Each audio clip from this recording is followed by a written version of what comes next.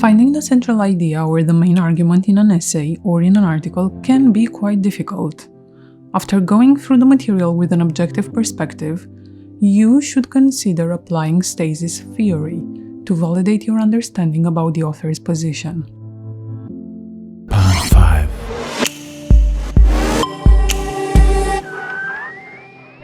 I found an interesting example in one of Normal People's episodes. Here is the dialogue in question.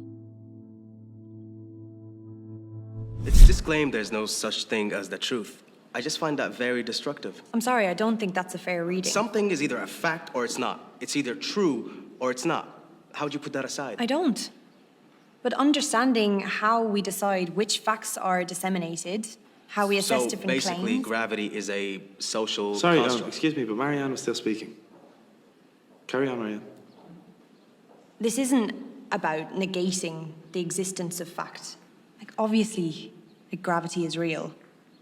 But it's still valuable for historians to study the development of discourses around gravity, so we can learn how knowledge is produced and by whom and within what structures. That's all. Quite confusing, right? And just to be clear, I have not cropped any part from this conversation. This is the complete version shown in the episode. First of all, we, the audience, do not know what the reading they refer to is about. So why does this matter for discussing Stasis theory? Well, the dialogue between Marianne and her colleague and the professor's intervention give us some clues. One thing that is clear by the end of the exchange is that two students do not agree on what the central argument of the reading was all about. Enter Stasis theory. Stasis theory can be extremely helpful, especially when two or several people discuss the same text and cannot seem to agree on what the author is saying. Or in the cases where no matter how many times you've read the text, you just cannot pinpoint its central argument. Spelling out the central position of the writer can help clarify if all people discussing the topic are on the same wavelength regarding what the author is trying to convey. Agreeing on the question at issue needs to be done before going into deeper discussions regarding the validity of arguments. Let me also give you a bit of background. Stasis theory was developed in classical antiquity and revised by several modern rhetoricians. The word stasis means slowing down or reaching a stopping point. The stopping point here is the question being discussed. This approach provides a way to classify the type of argument being made. Different authors propose different versions of stasis. In her book Teaching Arguments, author Jennifer Fletcher lists 4 main categories. Question of fact argues about what happens or what happened. Did something happen? Is it real? What is its origin or cause? Some examples for question of fact. What happens to time and space in the vicinity of a black hole?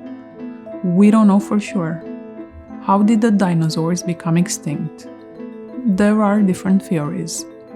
Was the biblical flood a historical reality? Where did the bullets that killed John F. Kennedy come from?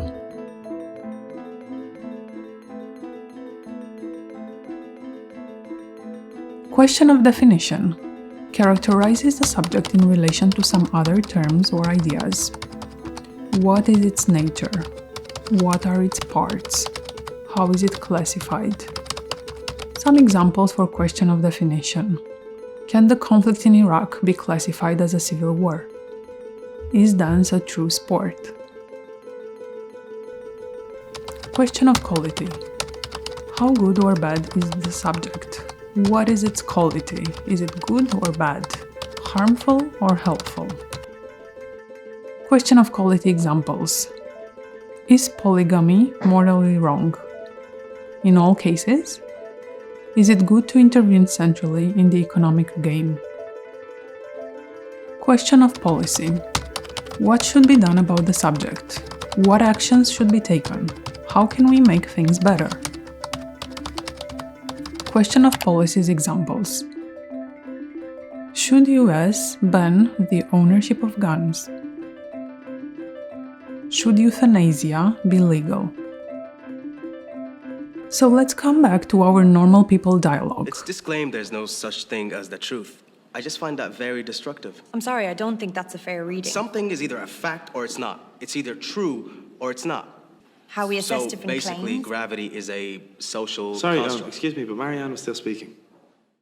Marianne's colleague believes that the author challenges the idea of gravity, whether it exists or not. By contrast, Marianne recognizes that the text is not about the validity of gravity, rather, the development of discourse around gravity. This isn't about negating the existence of fact. Obviously, gravity is real. But it's still valuable for historians to study the development of discourses around gravity, so we can learn how knowledge is produced and by whom and within what structures. I really like this dialogue because up until the end of the talk, it almost seems that Marianne and her colleague are arguing on the same topic. True, there is a hint that they are on about different things when she says how we decide which facts are disseminated, how we assess different planes. But here she's abruptly interrupted by her colleague, not being able to finish her train of thought. Finally, when Marianne says, "This isn't about negating the existence of fact," it kind of becomes clear that the two students had not reached an agreement regarding the central argument of the reading. It just goes to show how much time we can waste in similar discussions, when participants in a conversation are disseminating different aspects of the topic. In this case, the colleague was referring to a question of fact about gravity. Is gravity real?